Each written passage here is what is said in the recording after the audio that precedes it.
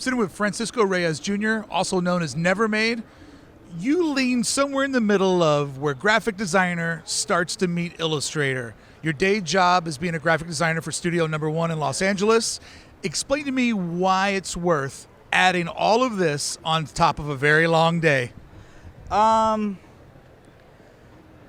It's my passion. I get to do what I love as my day job, and I go home and do the same thing, but for myself, and it really is just like a weird, just like selfish thing, maybe you want to call it that, but it's just, I love to create, I like to make art, like it drives me insane, like, don't get me wrong, but it's like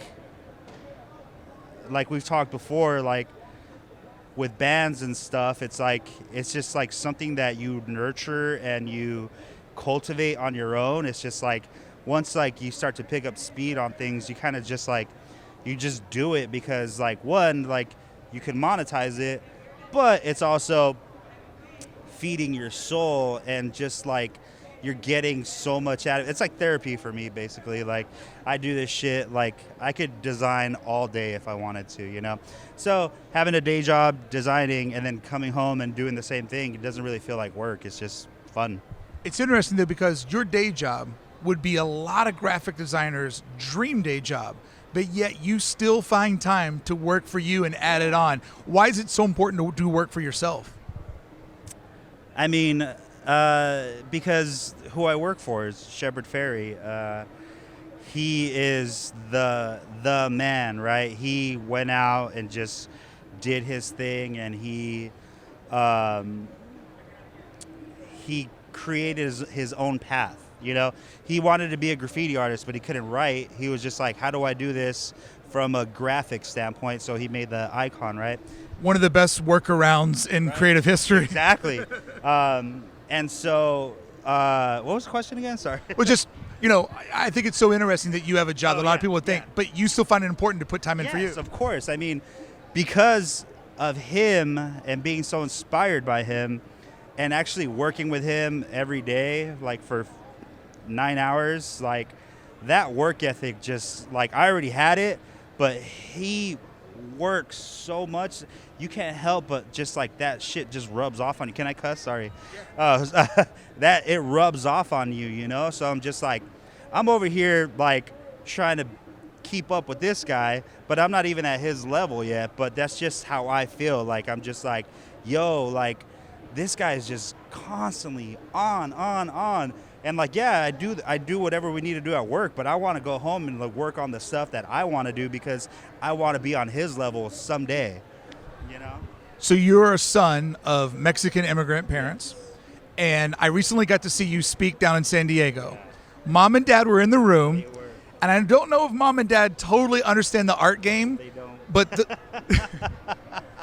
the pride in your dad's face. Dude. When he saw you tell your story, I saw the old man choke up. You did? Yeah. Oh, man. That's going to make me choke up, for real.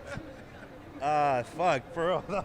I saw him holding his phone up, and I saw the look of a very, very proud dad. Thank you, man. So even though he might not understand the art world, he understood how hard you worked. Yeah, I mean, I get it from him. Like, growing up, just him providing for us, it's like, you know, like I have that innate just work ethic already like in my fucking veins because of all the shit that they had to like go through to fucking make something of themselves in this country. And if I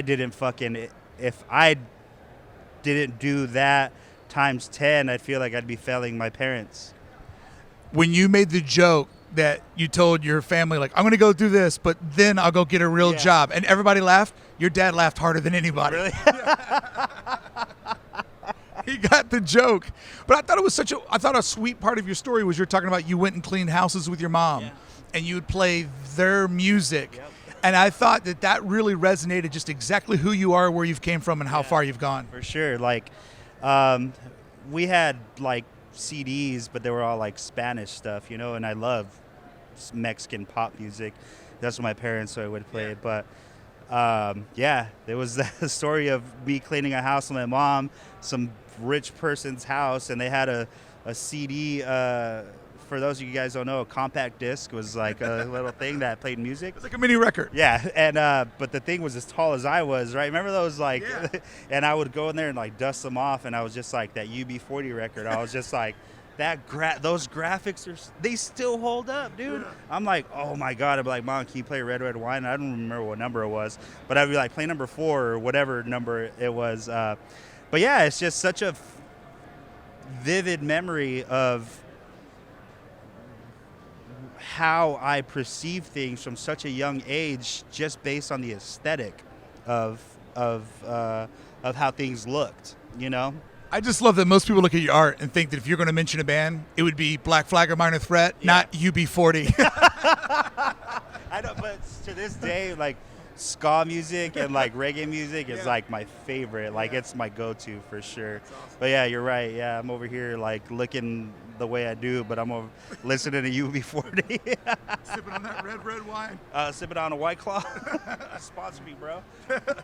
Thanks, Cisco. Thank Appreciate you, it, bro. bud. Love you.